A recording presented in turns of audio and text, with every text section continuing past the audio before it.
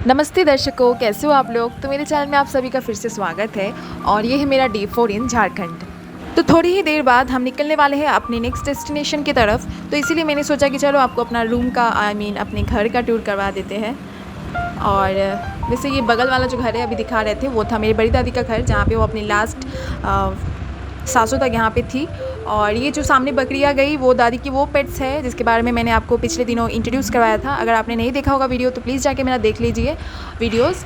और ये है हमारा घर। वैसे ये घर बाहर से दिखने में बहुत छोटा लग रहा है, लेकिन अंदर से बहुत सारा रूम है इसके अंदर, जो अंदर अंदर जाके पता चलेगा। ऐसे आज मैं दिखा नहीं पाई आपको क्योंकि मैं चप्पल पहन ली थी, और चप्पल पहने मैं घर के अंदर नहीं जा सकती क्योंकि घर चाहे मिट्टी का ही क्यों ना हो, लेकिन वो घर मंदिर होता है, हर घर मंदिर होता है, तो हम नहीं जा सकते। और ये अभी जो दिखा वो आपको वो था मेरा मंदिर, हमारा घर का मंदिर था। और ये जो घर है ये मेरे दादाजी ने तब बनाया था जब वो सर्विसिंग करते थे, और इसके ईंट से लेके ज़मीन तक सब कुछ वो अपने बलबूतों में अपने पैसों से बनाए थे। और भी पुरखों का ज़मीन है जिसमें अभी नया घर हमारा बनने वाला है। तो सबको बाय बाय बोल के अभी हम निकल पड़े अपने नेक्स्ट डेस्टिनेशन की तरफ। सबसे पहले हम जाएंगे परसाबाद स्टेशन और फिर वहाँ से जाएंगे अपने नेक्स्ट डेस्टिनेशन में। तो चलो थोड़ा सा वेट करो और आपको दिखाती हूँ कहाँ जाने वाले हैं हम।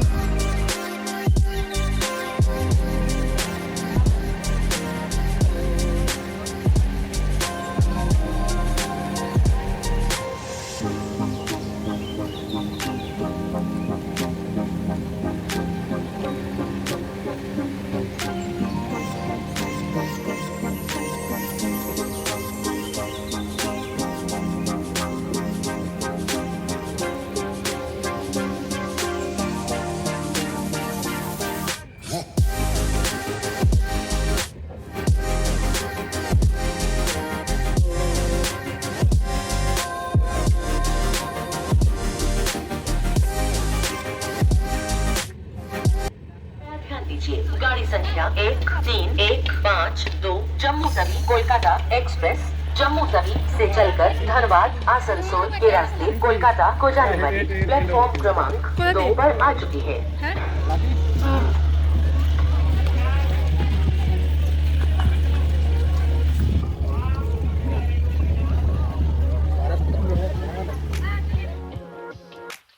जी हाँ, तो हमने पकड़ लिया था जम्मू तवाई ट्रेन परसावाद से, और उस ट्रेन को हमने अभी बाय कर दिया क्योंकि वो अभी कोलकाता की तरफ जा रही है और हमें अभी कोलकाता नहीं जाना। तो हम परसावाद के 2-3 स्टेशन के बाद उतर गए हैं पारसनाथ। तो हाँ, आप सही पकड़े, हमारा डेस्टिनेशन है पारसनाथ। तो आपको बता दूँ, पारसनाथ जी थे जैन धर्मावलंबी लोगों का गुरुदेव या फिर आप भगवान भी बोल सकते हो। और ये जो पारसनाथ है ये है हाईएस्ट पीक ऑफ झारखंड।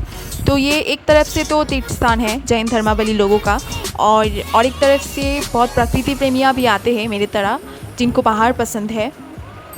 तो अगर आप कोलकाता से हो तो आप तो आ ही सकते हो 1-2 दिन के टूर के लिए, और अगर आप कहीं बाहर से हो तब भी आ सकते हो। तो ये जगह सभी के लिए अनुकूल है। तो 4 नंबर प्लेटफॉर्म से उतर के अभी हम आ गए हैं स्टेशन से बाहर की तरफ, और यहाँ पे हमें दिख गया बहुत सारा गाड़ी जो हमको ले जाने वाली है मधुबन। वैसे पारसनाथ जाने का 4 रास्ता आपको मिल जाएगा, लेकिन हमने चूज़ किया था मधुबन। तो अभी हम पहुँचने वाले हैं मधुबन, और मधुबन जाने के लिए हमारा गाड़ी चार्ज लिया था 300 से लेके ऐसे कुछ लिया था। वैसे हम लोग पूरा गाड़ी बुक किए थे, और हमारी गाड़ी में मैं, मम्मी और पापा ही थे, और हमारा लगेज था, और हमें 2-3 घंटा लग चुका था। और फिर वैसे जितना हम जा रहे थे ऊपर मधुबन की तरफ, हमें ना बहुत एक अच्छा ठंडी ठंडी सा पहाड़ों वाला सा थोड़ा सा फील होने लगा था। ऐसे पहाड़ में थोड़ा सा हाईएस्ट जगह में जाओगे तो ऐसे तो आपको फील होगा, लेकिन सच में यहाँ पे बहुत अच्छा लग रहा था, एकदम वेदर ठंडा था। और सच कहूँ तो मुझे पहाड़ जाना बहुत अच्छा लगता है, मतलब समुंदर से ज़्यादा पता नहीं क्यों मुझे पहाड़ के लिए ज़्यादा खिंचाव है। वैसे पता है, मैं ना फील करती हूँ कि समुंदर में मिस्ट्री है और पहाड़ों में शांति है। तो मुझे तो बाहर जाना बहुत पसंद है। अगर आपको भी पसंद होगा तो प्लीज़ मेरे वीडियोस में कमेंट कीजिएगा।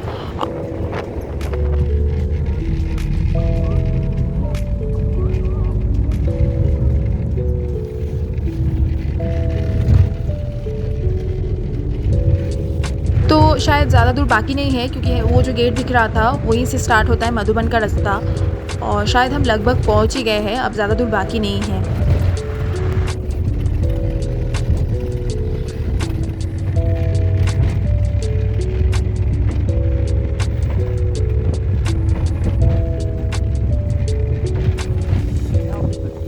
तो मधुबन पहुंचने के बाद हमें कुछ ऐसा दृश्य दिखा और ये देख के तो हम ऐसे ही मुग्ध हो गए थे। वैसे ये जो है ये एक मंदिर है जैन धर्मावलंबी लोगों का, और इसका आर्किटेक्चर देखो इतना औसम है कि क्या बोलें। वैसे ऐसा यहाँ पे और भी बहुत सारा मंदिर था लाइन से, और हम लोग एक एक करके सब दर्शन करने वाले थे। लेकिन पता है एक ड्राइवर भैया से गलती हो गई थी कि उन्होंने हमें जहाँ से चढ़ाई किया जाता है वहीं जाके उतार दिए थे, और हमें तो कुछ आइडिया नहीं था यहाँ के बारे में। तो फिर हम लोग फिर से पीछे की तरफ आ रहे थे और फिर हमें यहाँ पे ऐसा कुछ छोटा छोटा मंदिर दिखा। वैसे बाद में हमें पता चला कि ये जो हम मंदिर सोच रहे थे एक्चुअली ये मंदिर नहीं था। ये यहाँ पे जो साधु लोग मोक्ष प्राप्ति करते हैं उनका यहाँ पे ऐसा समाधि बनाया दिया जाता है। तो अभी हम खोज रहे थे अपना होटल्स, वैसे मिल नहीं रहा था, लेकिन फाइनली हमें मिल चुका था अपना होटल। और फिर हमें लग गया था बहुत सारा भूख, तो इसीलिए हम लोग आ गए इस रेस्टोरेंट में और फिर हमने किया थोड़ा सा पेट पूजा। वैसे यहाँ पे सिर्फ वेजिटेरियन से खाना वेज वाला खाना मिलेगा आपको, और यहाँ पे नॉनवेज का कोई जगह नहीं है, तो आपको बस यही खाना पड़ेगा। वैसे यहाँ पे यही एकमात्र हॉस्पिटल है और इसी के ऑपोजिट में था हमारा होटल। तो हमने लंच कंप्लीट कर लिया था और अब हमें आ रही थी नींद, और फिर थोड़ा सा फ्रेश वगैरह होके हम सो गए थे।